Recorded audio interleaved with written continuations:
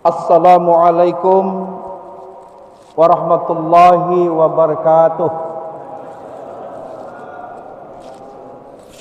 Alhamdulillahirabbil alamin. Assalatu wassalamu ala asyrafil anbiya'i wal mursalin sayyidina Muhammadin wa ala alihi wa ashabihi ajmain, amma ba'du. Rabbi shrah li sadri wa yassir li amri wahlul 'uqdatam min lisani yafqahu qawli, amma ba'du. Yang saya hormati para alim ulama, cerdik pandai, tokoh agama, tokoh masyarakat, wabil khusus Ketua Masjid Agung Al-Ikhlas, Bapak Imam Masjid Agung Al-Ikhlas, bapak-bapak, ibu-ibu sekalian, jamaah subuh yang dirahmati Allah Subhanahu wa taala. Ini penceramah badal namanya. Penceramah badal tu kita Ustaz Junaidi pengganti. Tak nyangka kata saya dengan Pak Ustaz Nasir Sam, secara baju pakaian siap sebenarnya. Pakaian siap. Tapi materinya siap apa enggak? Karena judulnya tentang penyakit hati.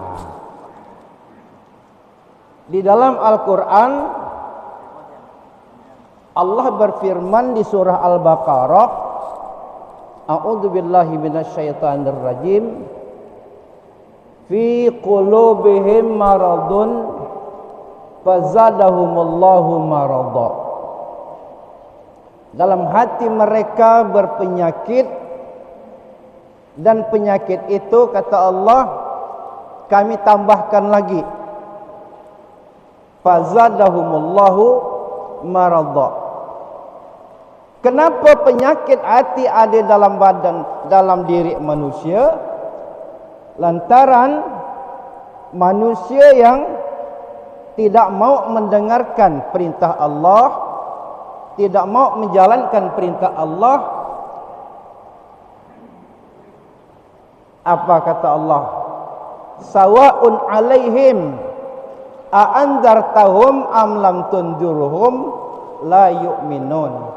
Sama saja bagi mereka, walaupun dah diberi peringatan atau tidak, mereka tekan tidak percaya.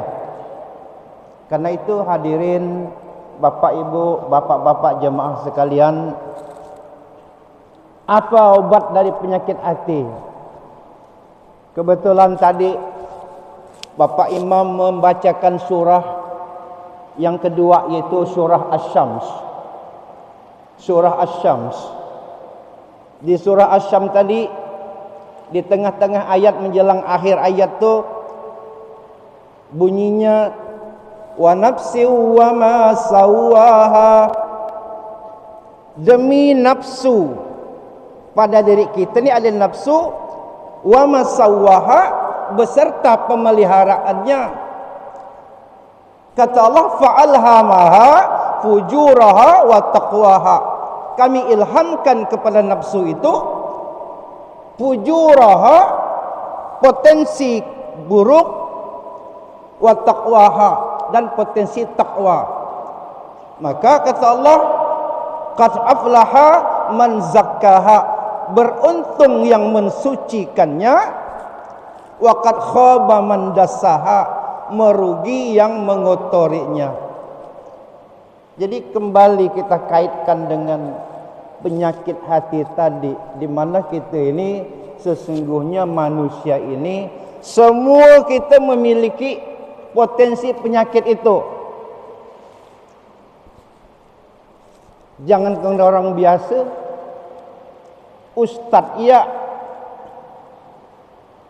biasanya besar penyakitnya itu. Ini mungkin cerita lama.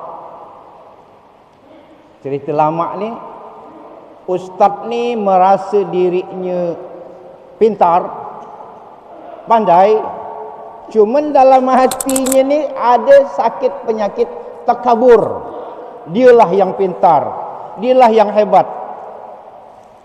Anak santrinya yang dianggapnya kurang, yang agak sedikit lambat penerimaannya, dimaki-maki, disumpah-sumpah. Cuma anak ini biarpun dimaki-maki, disumpah-sumpah, tetap patuh kepada ustadznya. Jadi suatu ketika, ini diceritakan Ustaz Nawawi almarhum,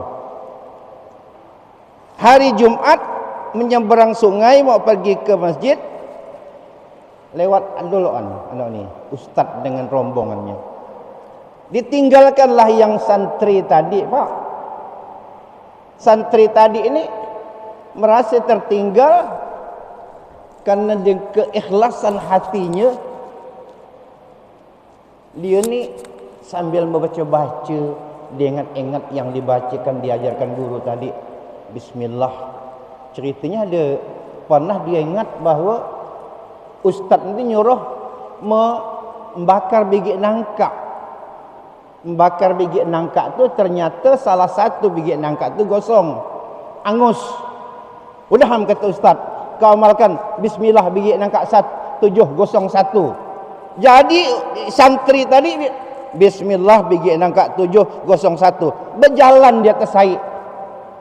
Keikhlasan hatinya. Jadi heran ustaz tadi itu, kau pakai apa jang? Yang ustaz ajarkan nama ustaz tinggi. Maksud kau apa? Saya tu berjalan di atas air. Bujur dek kau ni bang. Timbul penyakit takabur ustaz tadi. Kau ngajar katanya. Santri ku bodoh macam gini bisa jalan. Apalagi aku kata ni kan gitu. Karena takabur ni tadi, wah lagak dia tu. Begitu. Kau macam-macam lah apa yang dia bacanya. Begitu Pak. Lo katanya tinggal sabar mengapung. Tinggal sorban yang tapung-apung. Bercari orang untung masih dapat ketemuan orang untuk dia tu. Ini salah satu daripada penyakit takabur ini tadi. Masya Allah. Jadi ini satu cerita ini untuk apa? Supaya kita jangan sampai ada penyakit takabur. Penyakit hati ini paling besar ni, penyakit hati ini takabur. Yang berikutnya adalah penyakit riak. Penyakit riya itu dia merasa dirinya lah yang segala-galanya. Dan penyakit riya ini dia bisa terkesan menyaingi Allah. Coba kita lihat di surah Al-Kahfi yang ayat terakhir itu. Faman kana yarju liqa'a rabbih falyamal amalan salihan wala yusrik bi'ibadati rabbih ahadan.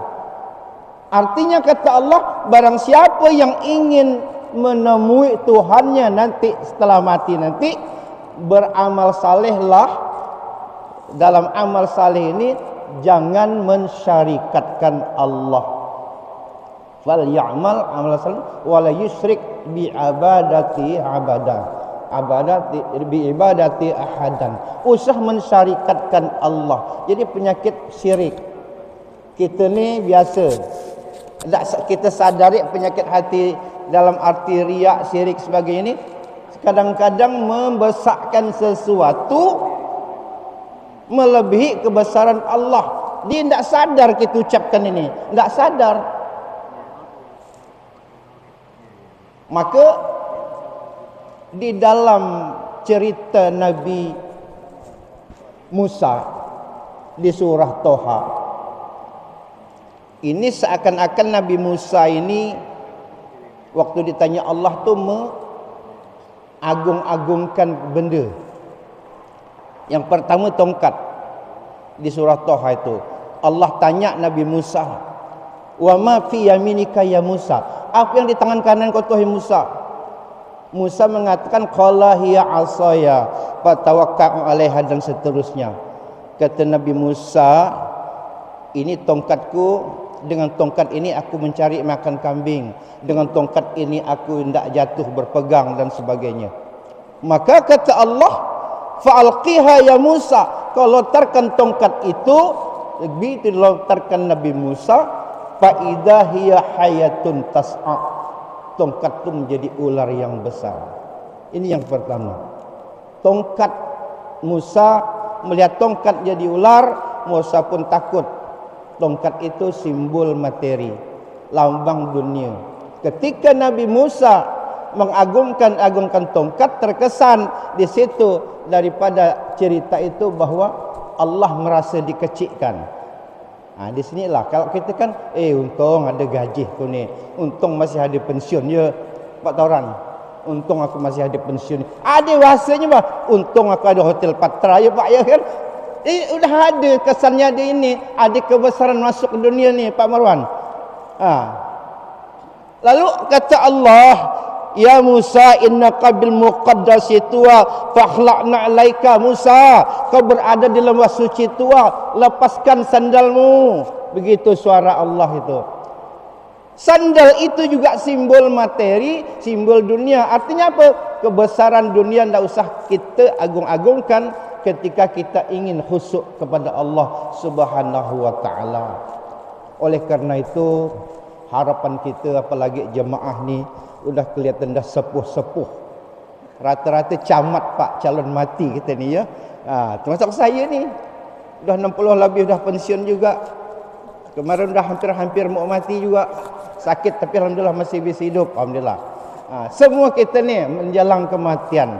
Mudah-mudahan waktu kita menghadap Allah, hilang kebesaran dunia, hilang penyakit, bersih. Sehingga dengan penyakit bersih, hati bersih, jiwa bersih ini dari mungkin tidak usah sampaikan banyak penyakit ya Pak ya.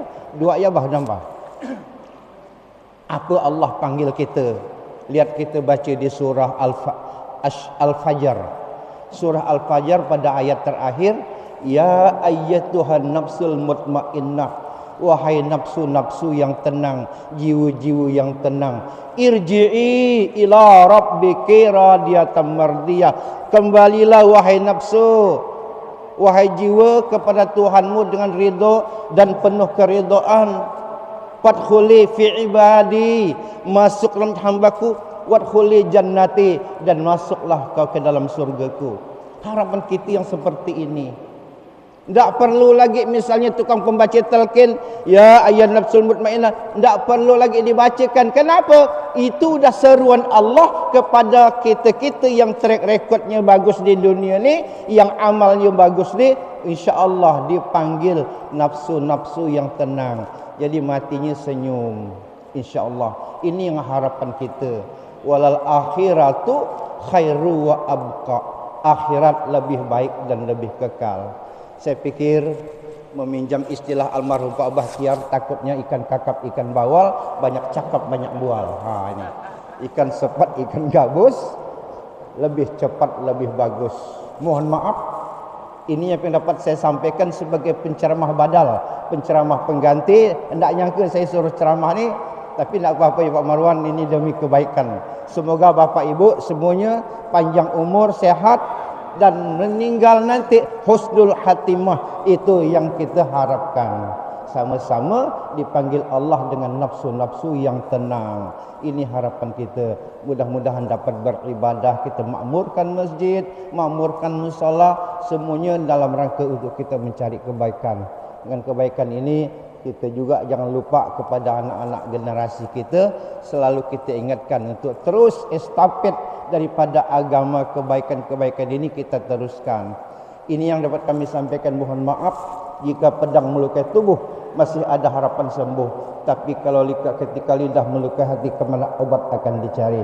Assalamualaikum warahmatullahi wabarakatuh.